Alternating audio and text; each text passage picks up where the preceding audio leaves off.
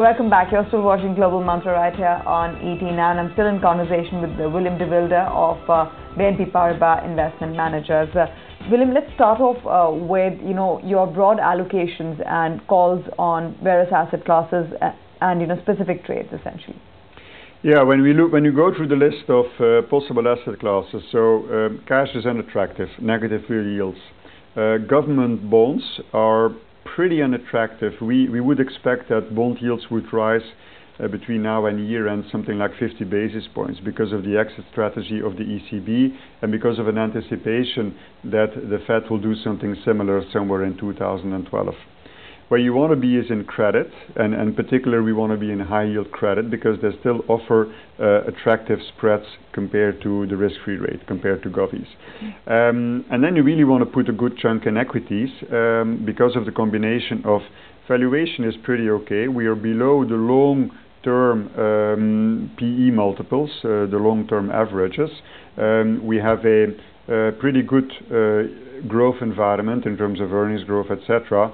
And the monetary environment is still pretty easy. Okay. Among commodities, you've spoken about gold not being a safe haven. You've not been a fan of gold, but if you look at a lot of portfolios today, they are kind of de-risking, themselves from any kind of downside that these macro risks can pose by investing in gold. Is that not how you would look at de-risking your portfolio? It is indeed something which is used to de-risk a portfolio. Now, I would not really. I think you need to differentiate. When you're worried about, I don't know, the sky falling down, if you put it like that, you say, I want to be less in equities, for instance, or I want to be a bit less in corporate bonds and so on. And then you have to look at gold. But the thing is that gold is not going to perform well in every single scenario.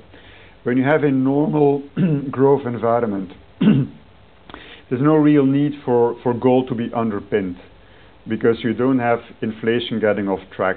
There's enough growth, so you don't need to be worried that central banks would continue to print money and so on. When you have a very strong growth environment, then of course inflation worries come back, and that should to some extent underpin gold.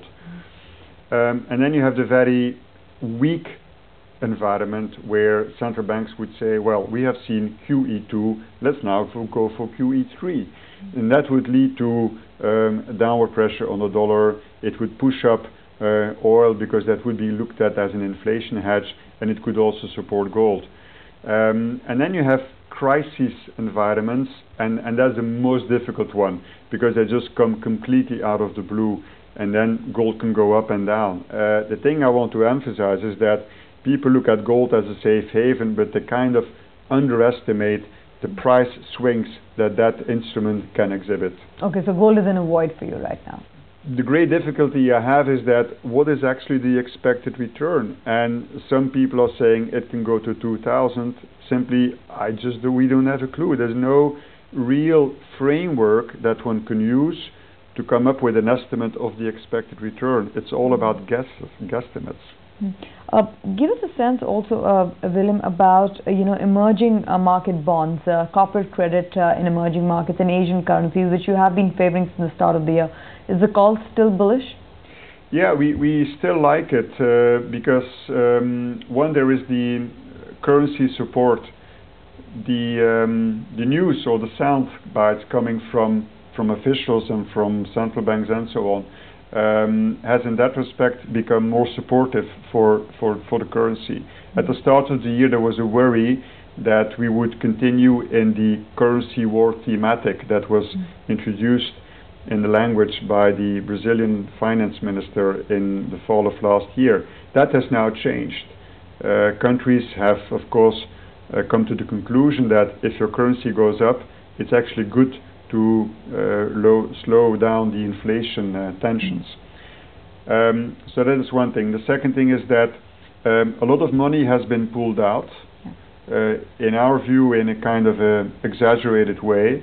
So we would expect as well is that, later on it will come back. From a corporate bond perspective, we think that the support will continue to be there. You have an increasing number of people who are saying, well, in developed markets, high yield is getting expensive. We tend to disagree on that. We think it's fairly valued, but we don't really see a lot of reasons why spreads would continue to narrow. Some investors are worried that with the increase in govies bond yields in developed markets, it would also start to weigh on high yield.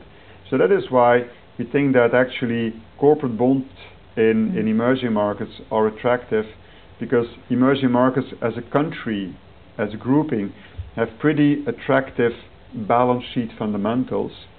You add a spread which on an equivalent rating is higher than in the developed markets, and then you have the currency argument, so it's quite compelling. What about the euro and the dollar? How do you see those currencies panning out?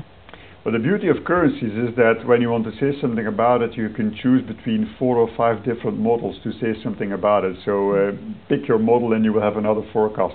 So let's look at euro dollar. You have different elements which are interacting at the same time. One is the Eurozone crisis. So let's start from the hypothesis, which I think is justified, that with the decision that will be taken towards the end of the month of March, markets will say, well, this makes sense and it will be less of an issue. That should be supportive for the euro. That is one.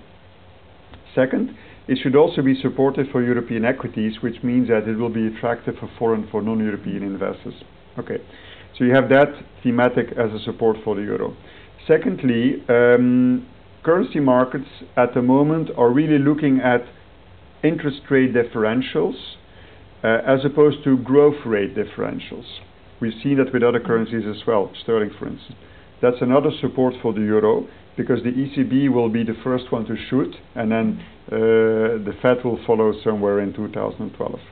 And then later on, I think what we will start to see is the feeling that, well, actually, the growth dynamics in the US are pretty attractive on a relative basis compared to the Eurozone. And that would then pave the way for profit taking and would see a kind of a return of the dollar. So it's first euro underpinned and even getting stronger. In the second phase, the dollar making a recovery. And that perhaps you're stating that would happen in the second half of this year? Yes. Okay. Yep. Okay, we'll take a short break on that note. When we come back, we'll focus on emerging markets and talk about specific markets out there.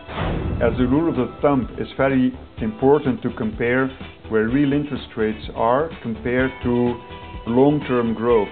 And what you see in Brazil, actually real rates are a bit above. They are to the tune of 5% or even a bit more. Of course, that is a reflection of the need to fight inflation. But at the same time, the currency has strengthened big time. This is really an overvalued currency, and that has weighed on the equity market.